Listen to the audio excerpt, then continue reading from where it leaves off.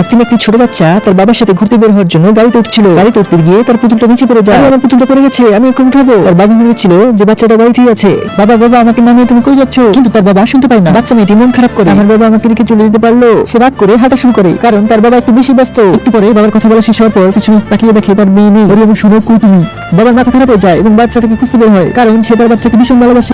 বন্ধুরা, এরপর যা হয় তুমি দেখে অবাক হয়ে যাবা। তার আগে তুমি যদি তোমার মাকে ভালোবাসো তাহলে এখনই চ্যানেলটাকে সাবস্ক্রাইব করো। আর ভালো না বাসলে সাবস্ক্রাইব করার দরকার নেই। আমার একটি ভিডিও বানাতে অনেক কষ্ট হয়, তোমরা একটা লাইক না দিলে আমার পেজটি ডাউন হয়ে যাবে। এটি মন খারাপ করে একটা গাছের নিচে বসে থাকে। সেটা দুটি লোক দেখতে পায়। আরে দেখো, এখানে একটা বাচ্চা বসে আছে, সে তো কাঁদছে। চলো ওর কাছে যাই। শোনো, তুমি কি হয়েছে? আমার বাবা আমাকে রেখে চলে গেছে। তাই কেন রেখে চলে গেছে? কারণ আমি সারাদিন চকলেট খেতে চাই, এই জন্য। তুমি চিন্তা করো না, আমি খুঁজে দেবো তোমার বাবাকে। চিন্তা না, তোমার বাবাকে কল দিচ্ছি। মেয়েটি তার বাবার কাছে কল দেয়। আরে কি কল দিচ্ছে?